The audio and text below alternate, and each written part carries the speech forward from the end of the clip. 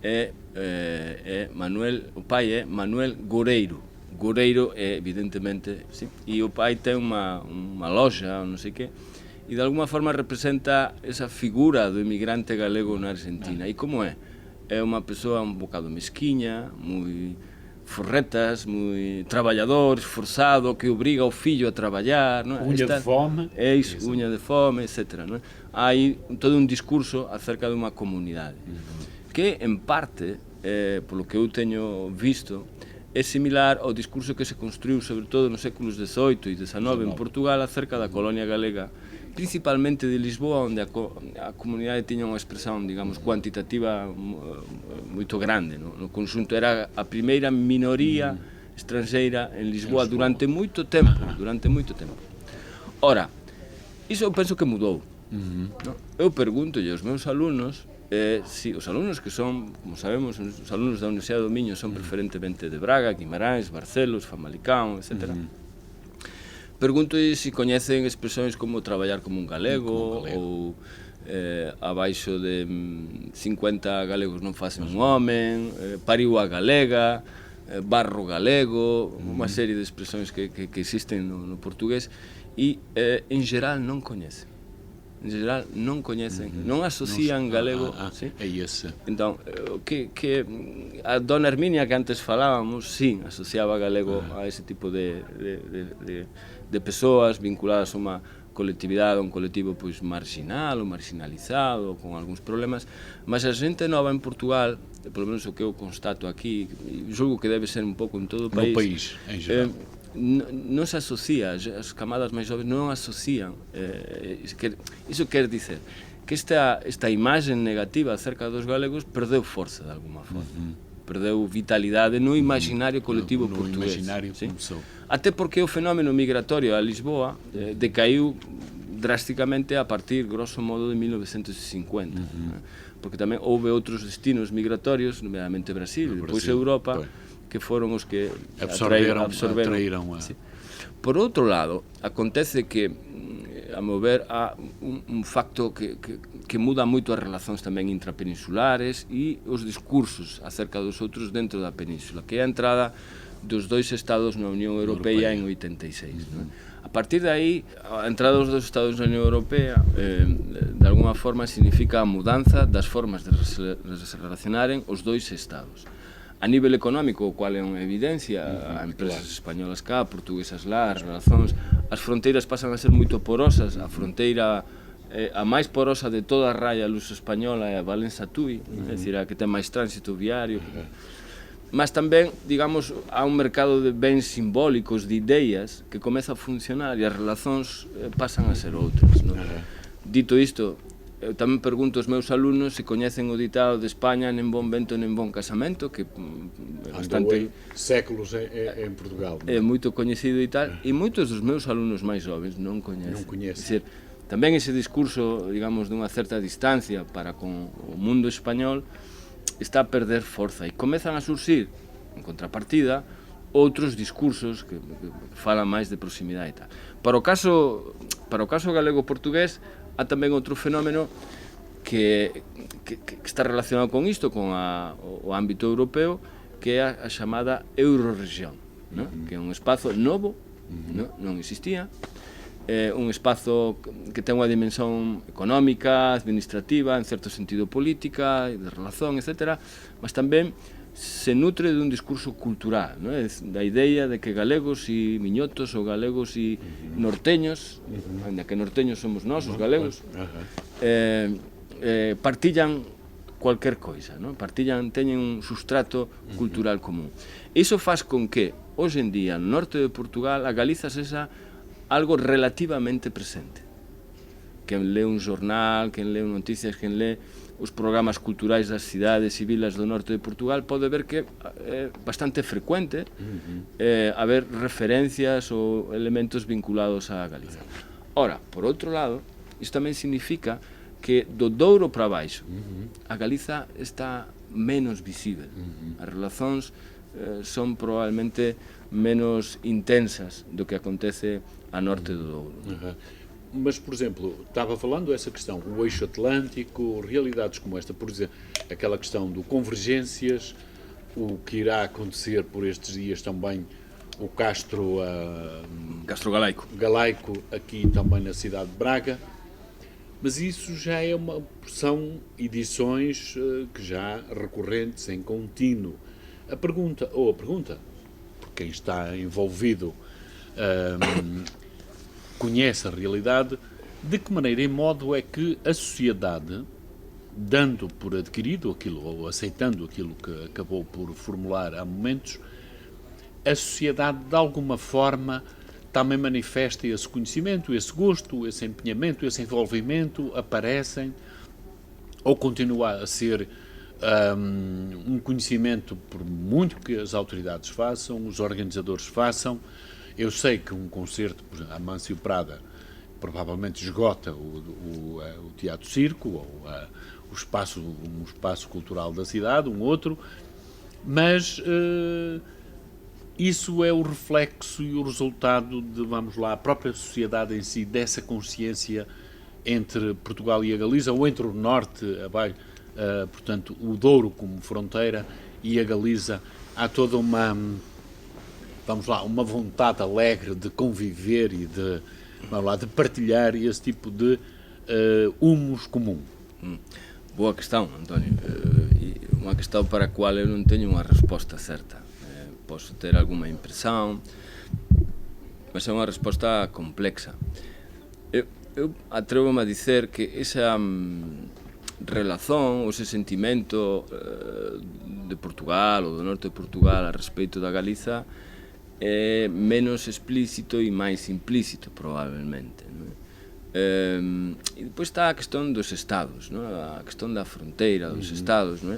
Todo o que está para lá de Valença, digamos, ou de Camiña, ou de Chaves, é España, non?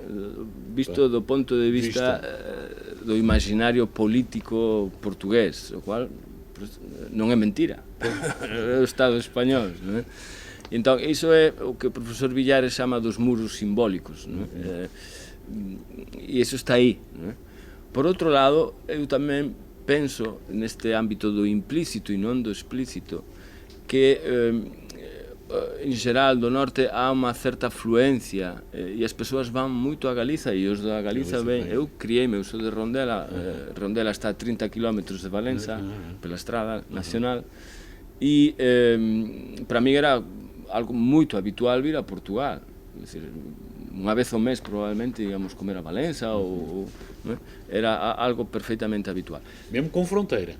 Mesmo com fronteira, eu lembro de facer fila na fronteira. Pois é isso, mesmo a fila da fronteira, em Tui, não é? Pelo menos aí. Alfândega, havia alfândega. Então, mas eu penso que sí que há unha apetencia dos dois lados e há un gosto, probablemente as persoas que nos están a ouvir agora xa todas foron a Vigo, ou a Toxa, ou a Sanxenxo, ou algúns a Santiago, menos probablemente a Coruña, a Ourense, ou até Redondela. É dicir, esta fluencia, digamos, sí que está lá, non é?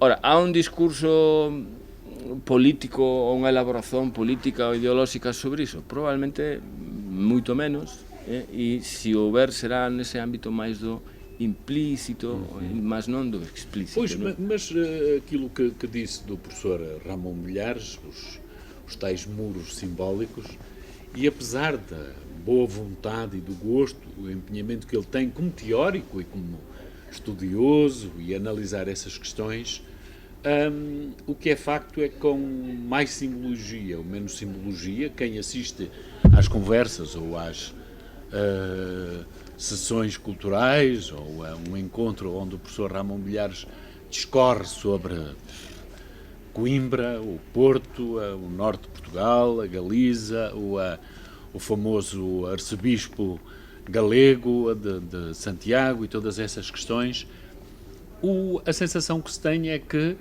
andando na rua, não é? Há pelo menos uns caminhos que são difíceis de se cruzarem, quer dizer, há aí qualquer coisa que será a história, será a própria divergência do próprio Portugal, o mesmo norte, o Minho ter caminhado para sul e não para norte, não ter insistido para norte? Como é que foi a história com o Dom Chelmires? Essas questões que, muito longínquas, provavelmente, ainda se mantêm, apesar dessa relação extraordinária que é os trovadores galegos, fazem parte do património literário português, grandes os que o Martim Codax e outros estudam-se, aparecem nas antologias da poesia trovadoresca, galaico-portuguesa, nas antologias do professor Alexandre Pinheiro Torres e outras que andaram por aí nas escolas. Como é que também no meio disto tudo funcionamos? Eu penso que há movimentos unísonos ou un conjunto e há outros movimentos que son diversos e que separan de alguma forma ou que non propician o encontro. O movimento, vamos a dizer así, que propicia ese encontro ou reencontro é de orixen externa e ten a ver coa Unión Europea, ao meu ver, na miña interpretación, e que ten a ver coa Eurorregión, Euroatlántico, Eurocidades, iso é que posibilita ese reencontro. Mas há outros movimentos que a mellor van noutro sentido. Acabas de referir a lírica galego-portuguesa, normalmente dice galaico, porque galego non soaba moito ben, a lírica galego-portuguesa que partillamos, o que se partilla neses territorios, mas se repara ben, na historia da literatura galega ese é un momento fundacional, o grande momento. En como foi pensada e escrita a historia da literatura galega, ese é o grande momento. Mas probablemente non acontece iso no caso da historia da literatura portuguesa, cando o grande primeiro momento ven no Renascimento. O grande momento, o momento fundacional, por que? Entre outras cousas, porque senón puña en questón cual é a identidade, non? É dicir, como vamos partillar uns materiais, uns produtos literarios con outro territorio que ademais está dentro da España. Entón, ese movimento de alguma forma se para. Acabas de referir outro movimento que creo que non contribui para o encontro, que ten a ver como Portugal se construiu como un país máis do centro, ou máis meridional, con o seu centro máis para o sul, con o cual elementos vinculados ao norte máis próximos da Galiza non ocupan unha posición central. Pénsese, por exemplo, e espero non dicer unha asneira, mas pénsese, por exemplo, na gaita de foles. A gaita de foles, que é un instrumento moito recoñecido na Galiza, en Portugal tamén existe, en Braga, os Ses Pereiras, en Barcelos, Fafe, ten gaitas de foles, mas non é un instrumento musical recoñecido, porque probablemente está asociado ao popular, ao norte, non sei, e non é un instrumento que está na música popular de Lisboa ou da volta, non sei, espero non dicer unha asneira. E despois há un terceiro movimento que sí que separa moito e que é unha obviedade que por veces non se diz e que non se comenta, mas eu penso que é un elemento central, e é que a orientación cultural da Galiza está cada vez máis submetida á propia forza expansiva da cultura española. Do castelhano. Iso refléctese non apenas en questões lingüísticas, refléctese tamén en como as persoas andan pola rúa, nas formas de estar, de pensar, nas ideias, nos valores, refléctese en moitas questões. Era aí que eu queria. Estive há um mês na Galiza e percebi exatamente a sensação que se tem como observador externo, não é? Os meus óculos de sociólogo, olhar para aquilo e assim, há aqui qualquer coisa que me, embora saiba, os escritores galegos são reconhecidos em Madrid, talvez essas estratégias de absorção por parte do poder central de Madrid, muito daquilo eles estão a reconhecer, qualquer escritor galego recebe logo o Prémio Nacional da Literatura, seja lá do que for, mas também percebi nos comportamentos e nas atitudes que não é, hoje, que lá estive há um mês, não é como a Galiza que eu conhecia há uns anos, quando, na penúltima vez, né, no caso que lá estive. Con certeza, é dicir, o uso da lingua galega na Galiza non o explica todo, mas creo que espella ben as orientacións, o camiño que está a percorrer a Galiza en cuanto a comunidade cultural. O facto de que cada vez menos persoas falan galego, penso que espella ben esta idea de que a cultura galega de alguma forma estáse a difuminar non sei, a se irmanar, ou non sei como dicelo, A evaporar-se assim no meio a difuminarse no medio da cultura, digamos, castellana ou española. Isto é un facto, a meu ver. Nem toda a gente pensa assim. Mas existem dados, por exemplo, só assim uma à parte que não tem nada, nem era pretexto para a nossa conversa, naquilo que é o diálogo, por exemplo, o euskera ou o catalã com o castelhano, como é que essas regiões, que são assim aquelas também muito ciosas de uma certa identidade, como é que a língua, o euskera, se mantém? Há escritores, tudo isso, nas ruas, ou até, ainda há meia dúzia de anos, aquilo que foi em Barcelona, na Catalunha, com os movimentos que estão, vamos lá, postos em sossego, mas não quer dizer que voltem ou não voltem a manifestar-se. Tanto quanto eu sei, a única língua do Estado español, diferente do español, que do castellano, que crece en número de falantes é o vasco. É o vasco. Contra todo o pronóstico, porque é a língua realmente máis complexa, é o vasco. O catalán, tanto quanto eu sei, aínda que o catalán ten outra dimensão, e é que, digamos, ten un capital simbólico forte, é unha lingua asociada a cousas boas, vamos dizer, mas non gaña falantes. O único que gaña falantes, e o galego evidentemente perde falantes. Hoxe en día encontrar un miúdo de menos de 14 anos que fale galego é misión quase imposible, polo menos no hábito urbano. E o vasco, grazas a unhas políticas do goberno vasco moito fortes, e atención, gaña no caso do País Vasco, sobre todo. Creo que menos na Navarra e moito menos no País Vasco francés. Entón, eso é o quadro.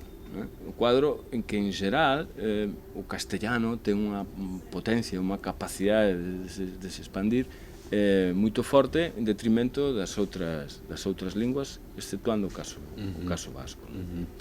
Vamos à cultura galega, à Galiza, à cultura, à literatura, na Universidade do Minho. Tem anos suficientes de atividades na Universidade do Minho, no centro também que tem aqui na Universidade. Como é que teve muita gente, desperta interesse, despertou sempre interesse, há motivação dos discentes, dos alunos inscreverem-se, com os leitores, que aparecem todos os que são renovados provavelmente por intercâmbio entre as Universidades de Santiago ou da Corunha, não sei, o próprio Governo Regional da Galiza, do Departamento Cultural. Nós temos aqui o Instituto de Nanotecnologia, que também passou muito por esse intercâmbio minhoto, o português e a Galiza, com o professor Carrecedo e outras figuras da Galiza, e o professor Ramon Bilhares, que também pertenceu aqui à Universidade, ao Conselho Geral e a todas as outras. Como é que está o panorama da Galiza, ou da cultura, da literatura e da língua, na Universidade do Minho? Quase num retrato diacrónico. Eu penso que está moito ben, mas eu sou suspeito, porque agora teño, desde 2020, teño a responsabilidade de coordenar un pouco os traballos, e estamos eu propio como coordenador e o meu colega, o profesor Alberto Paz Félix, como leitor actualmente. Eu penso que na actualidade estamos ben no sentido de, por exemplo, cando eu falo con outros colegas que están en centros de estudos galegos noutras universidades, tanto en Portugal como polo mundo fora, ollan para nós con certa envexa ao ver os programas de eventos como o Festival Castro Galaico, que comeza hoxe e que presentamos hoxe de mañá aquí na universidade en parcería con o Babelium, ou os festivais aos quais estamos asociados, eventos como é o propio as Converxencias, Portugal-Galiza. É uma manifestação muito forte essa. Ou o propio programa que temos na RUN, Galiza máis perto, que xa ten uns anos, que dinamiza o meu colega Alberto, e que, dicir, esa dimensão da extensão de relación con a cidade e co espazo, no noso caso penso que é un traballo de anos, non só feito por as persoas que estamos agora, un traballo feito por moitas outras persoas que antes nos precederon, é un traballo que ten dado resultados, e hoxe en día temos o Centro de Estudos Galegos ten en Braga e na Universidade moitos parceiros con os quais facer cousas, entre eles a Radio Universitaria do Miño, o Galiza máis perto, que por certo probablemente o próximo ano terá novidades, non adianto máis, e iso pues, funciona moito ben. E eu sinalaría tamén outro elemento, non? E é que este ano realizamos aquí na Universidade do Miño por primeira vez o Congreso Internacional da Asociación Internacional de Estudos Galegos, que, alén de moito traballo, tamén deu grandes satisfaccións e de alguna forma significou a nosa cidade ou as dúas cidades, Braga e Guimarães, ou unha parte en Guimarães, e sobre todo a nosa universidade nesa rede, digamos, internacional de estudos galegos. E a verdade é que ficamos, penso, os que estivemos máis envolvidos directamente na organización, pois moito satisfeitos dos resultados e, sobre todo, do feedback, permítaseme o portuguesismo, do feedback dos congresistas que participaron. Dos convidados que apareceron. Foi realmente pois, unha actividade que nos encheu de satisfacción e correu bastante ben. E vamos agora um pouco da cultura e da literatura galega para chegar aos livros do que o Carlos Pazos Justo também é, de alguma forma, autor. Falei há pouco do João da Redondela, do Rafael Bordal Pinheiro.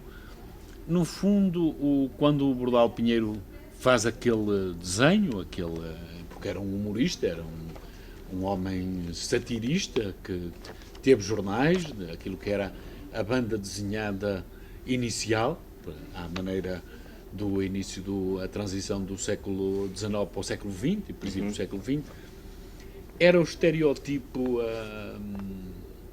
do galego em Lisboa, no caso, ou em Portugal, dessa forma, e não é por acaso que é da Redondela, não é?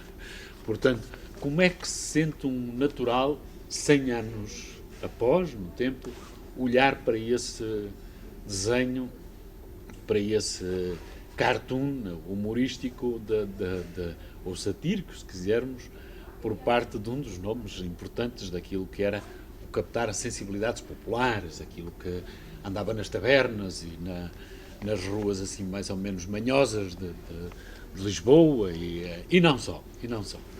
Bom, para além de divertido, não é? Porque realmente é divertido, ou aquela serie dos galegos pretendía ser divertida tamén, é, do meu ponto de vista, un material cultural moito interesante, porque espella como autores, neste caso como Ordalo Piñeiro e outros, ou Quino na Argentina, con Mafalda e Manoliño, como eses materiais que funcionan no espazo cultural na comunidade acaban por despois nutrir produtos artísticos, vamos dizer así.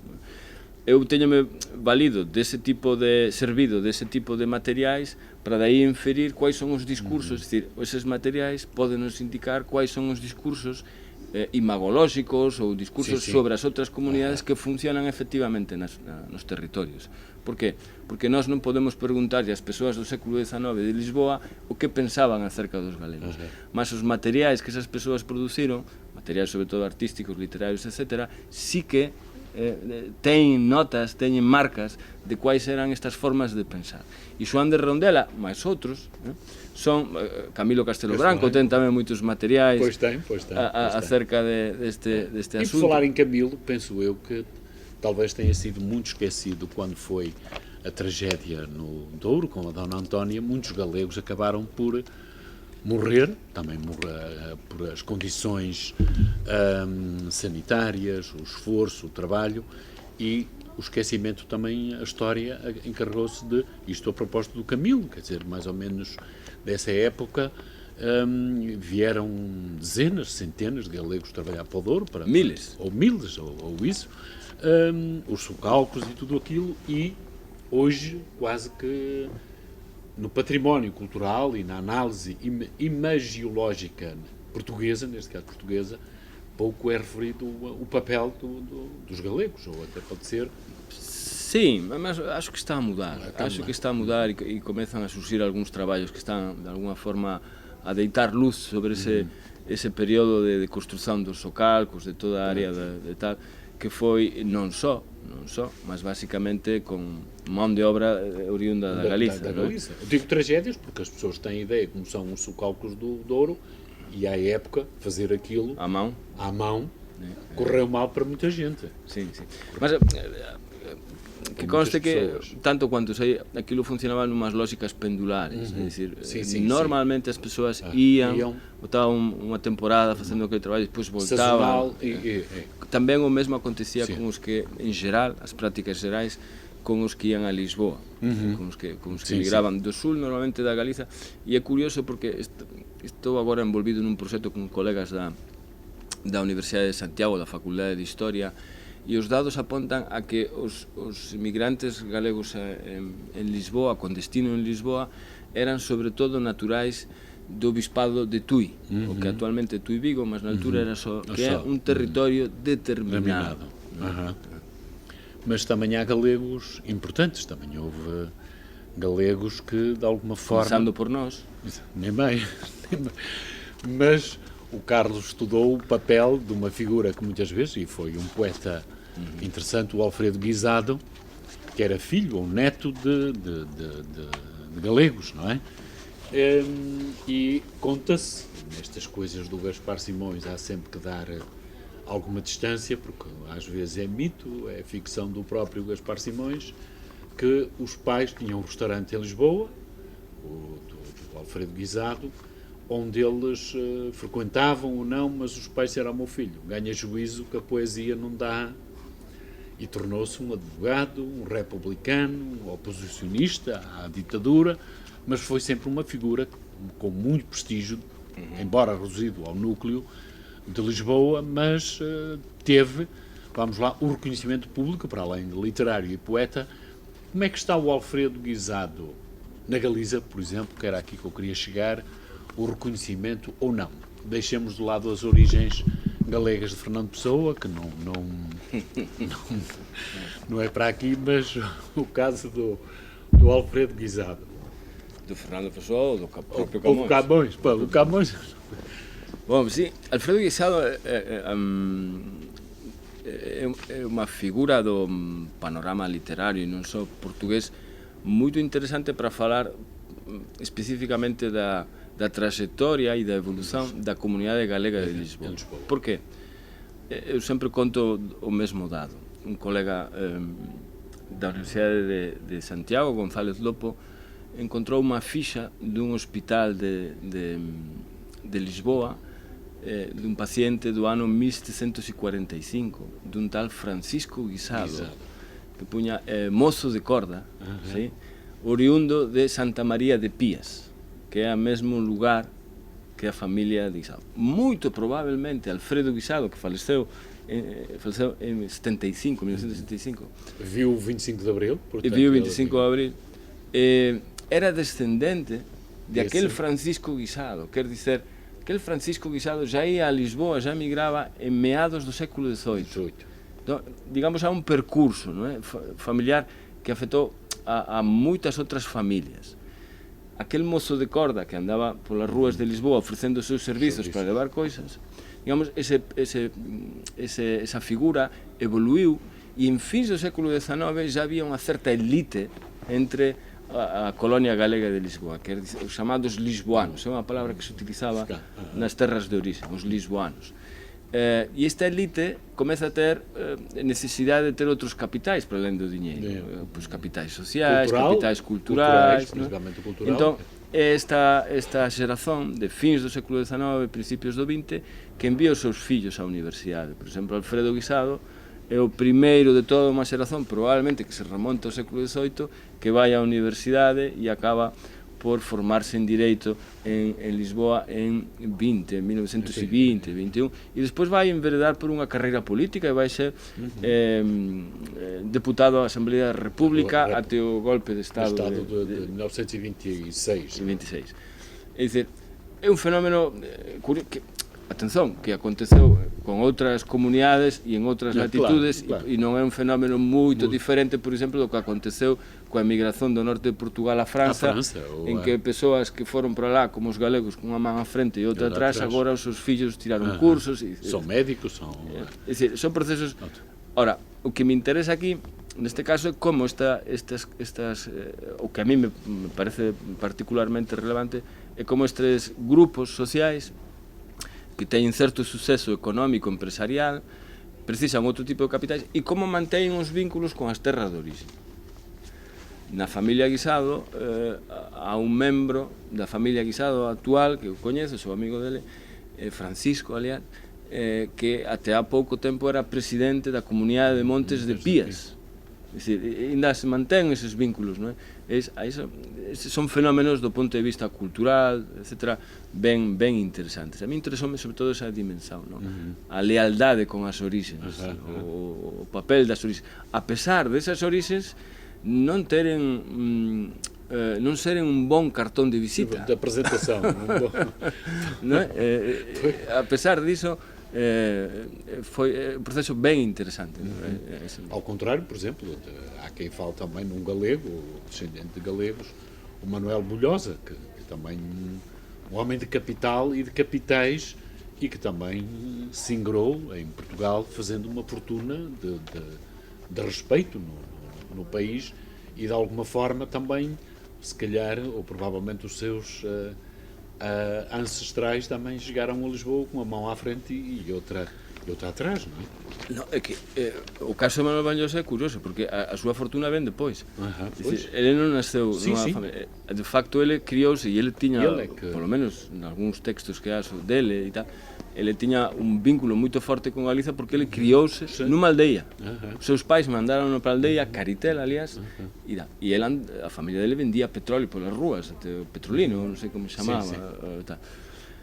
E repara, Bulhosa, que ao final realmente tiña unha fortuna considerável, cedeu un palacete á comunidade galega de Lisboa. O actual centro galego de Lisboa é un palacete cedido por Bulhosa. E cando nos entramos ali, un palacete precioso, por outro lado, perto da Avenida da Liberdade, en Lisboa, está lá un busto a figura de Bulhosa.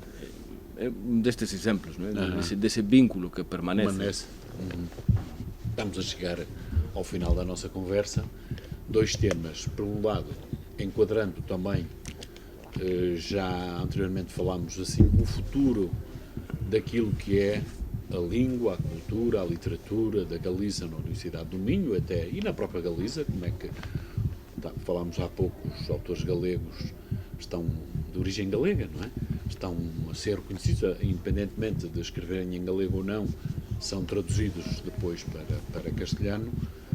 Prémio Nacional da Dramaturgia, Prémio Nacional da Poesia, portanto, tem havido uma moda, qualquer autor ou autora galega e galegos recebe logo um prémio nacional, isto por um lado, e como é que o futuro aqui na Universidade do Minho, e também estamos nos 50 anos do 25 de Abril, que é o 25 de Abril na Galiza, ou a oposição ao regime, como é que foi, 1936 também e 39 é uma data que é a Guerra Civil, portanto o arco temporal, como é que foi, os portugueses republicanos recebidos na Galiza, os galegos que eram também republicanos tinham uma ditadura em Portugal, como é que também funcionou, e o 25 de Abril como é que foi recebido na Galiza, como é que os galegos olharam, para além daquelas relações que sabemos que o José Afonso tinha um carinho muito especial pela Galiza, pelos cantores, pela cultura galega. Portanto, como é que isto funciona, estes três tópicos? Caramba, non é fácil, son tópicos moito amplos e pegando rapidamente na cuestión da 25 de Abril e a Galiza. O 25 de Abril, eu penso que, como direi, antes de morar en Braga, eu pasei por Braga en 97 para facer un curso, unha visita de estudos, viemos coa universidade. E callou 1997, e callou como 25 de Abril. Ese 25 de Abril de 1997, no 24 e no 25, en Braga non se pasou nada, non aconteceu nada, te ficamos sorprendidos. Nós viñamos coa idea de que habería, nós éramos mozos, estudantes, jovens estudantes, esperábamos algunha festa e tal, non había nada. Popular. Que quen viveu o 25 de abril en 2024 en Braga, aos tais 50 anos, viu que a coisa mudou. O 25 de abril é outra coisa, non é? Está vivo, de alguma forma, ou polo menos reviveu, non sei se só para os teus 50 anos, ou é algo que está presente, e foi... Na memória coletiva há qualquer coisa que está não aí, se perdeu. Non se perdeu, e de alguma forma tamén un impulso Sim, para... e as pessoas reagiram e manifestaram. Esa é a miña percepción. Pois na Galiza aconteceu algo similar. Similar no sentido de que houve moitas iniciativas para conmemorar algo que os galegos tamén en parte, non, cuidado, que con isto non pretendo eu pegar no que, mas en parte tamén sinten como algo propio ou algo, mellor dicendo, moito próximo. Moito próximo por varios motivos, e un deles é a questão musical. Né? Como sabemos, e como Antonio sabe, né?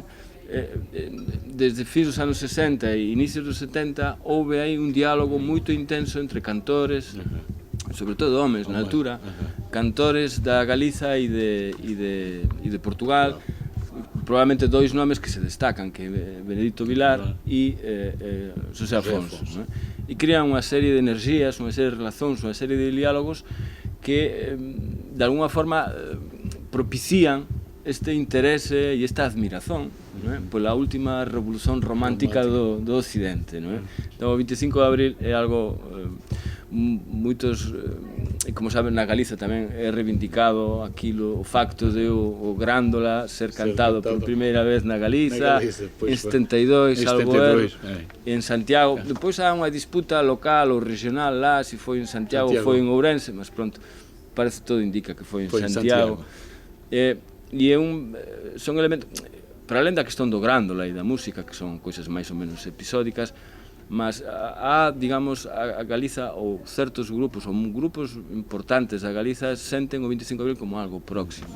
Isto sí que é un elemento, pareceme, considerável, e que vai ao encontro tamén desta liña de forza da cultura galega na que Portugal ocupa, creo eu, na miña análise, sempre un lugar importante. É dicir, a idea da Galiza tamén se entende en relación a Portugal e ao mundo que o portugués criou, o mundo en portugués.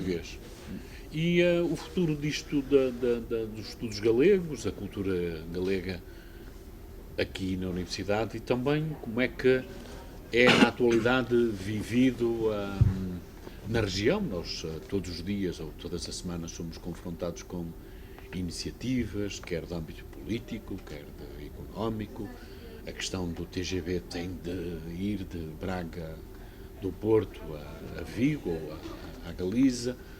Estes festivais que agora começa hoje, o Convergências, quem anda por Braga não fica indiferente, percebe que é uma realidade, todos os anos a onda vai aumentando, mas a nível académico o interesse, os estudantes interessam-se, gostam, investigam, procuram, vão à Galiza, trocam experiências com a Universidade de Santiago ou a Universidade de Vigo. Não estou muito bem a ver se há intercâmbio mais próximo ou não, mas até que ponto, ou a Universidade da Corunha, o Alberto vem da Corunha, ou pelo menos da região. Como é que é esta realidade aqui na Universidade do Minho? Bom, a realidade na Universidade do Miño, en principio, traballamos para que sexa o máis positiva posible. Agora acabamos unha fase que foi, estamos acabando unha fase que foi que nos ocupou no ámbito da Asociación Internacional de Estudos Galegos, na cual participamos, na cual organizamos o congreso. Agora temos algúns traballos máis menores, e agora o que pretendemos, ou isto o que gostaríamos de facer, é impulsar unha liña de traballo que tiñamos vindo a facer de forma máis ou menos organizada, que é traballar máis en rede con os outros centros de estudos galegos de Portugal, quer dicer, da Universidade Nova de Lisboa e da Universidade do Algarve. E pretendemos nesta dirección un pouco para sumar forzas e pretendemos facer algunhas actividades, digamos, conjuntamente, colectivamente, até porque é máis praceroso traballar con colectivos, con equipas, do que traballar individualmente. Entón, o noso desafío a seguir para os próximos anos, para o próximo ano, será aprofundar nesta liña de traballo, traballar en parcería e aí tamén envolvendo os propios estudantes.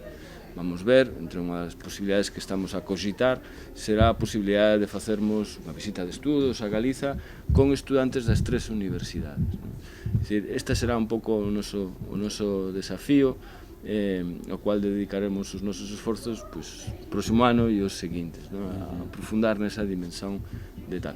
Outro desafío que temos tamén no Centro de Estudos Galegos da Universidade do Miño é traballar máis con a cidade de Guimarães, que é, digamos, o territorio de implantación da nosa universidade. En Braga penso que temos bons parceiros, a RUN, a Biblioteca Lucio Cabello da Silva, a propia Cámara Municipal, a Asociación Cultural Canto de Aquí, temos varios parceiros. En Guimarães iniciamos agora unha certa relación con o Congreso, unha das jornadas do Congreso aconteceu no Centro Cultural Vilaflor, fomos moito ben acollidos pola Cámara Municipal de Guimarães e gostaríamos de desenvolver máis actividades tamén nese espazo. Só mesmo para terminar, como foi em termos pessoais o trabalho de investigação sobre o Alfredo Guisado, ter merecido o prémio Carvalho Calero? Como é que isto ao Carlos Pazos Justo lhe foi a sua sensibilidade? Como é que isto funcionou consigo como investigador, como interessado, como intelectual, como é que académico, este reconhecimento público de um nome importante da cultura do outro lado da... Bom, supoño que como toda a xente os premios sempre son benvindos, non é? E o que significa o recoñecimento dun traballo, que na altura deu traballo, sempre é benvindo. Mas para alén dos premios há outro tipo de recoñecimentos que ten a ver con os pares, con apreciacións de outras persoas e o traballo que vai sendo feito.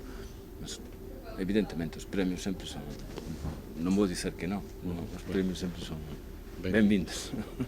E, de alguma forma, também aquilo que é o gosto pessoal ao ver reconhecido por um júri académico. Nesse sentido, como investigador, claro, os momentos máis agradáveis para mí aconteceron, por exemplo, falando sobre Alfredo Guisado, a colonia galega, nas terras para as persoas das terras de orixen dese fenómeno, dese movimento migratorio, dicir, no sul da Galiza, en Pontareas, en Mondariz Balneario, ese tipo de... Ou, inclusive, para falar para a comunidade, o que resta ainda da comunidade galega en Lisboa. Cando falas dun asunto para as persoas que teñen algún vínculo con ese fenómeno, para o investigador, ou neste caso, investigador, divulgador, as sensacións son moito boas. As mellores sensacións que eu tive foron... Há unha forte emoción, unha empatia entre quen... Porque un sente que aquilo que está a facer, que moitas veces un pesquisa e non sabe se aquilo vai ter interese para alguén, sente que aquilo faz sentido para aquelas persoas, e que se interesa, pero que é un interese de verdade, e tamén emotivo, moitas veces. É iso. Em nome da Rádio Universitária, em meu nome também, e também da Universidade do Minho, agradecer ao professor Carlos Pazos Justo a participação neste ciclo, a literatura e os autores ao vivo, enquadrado no 50º aniversário da Universidade do Minho. Obrigado. Obrigado.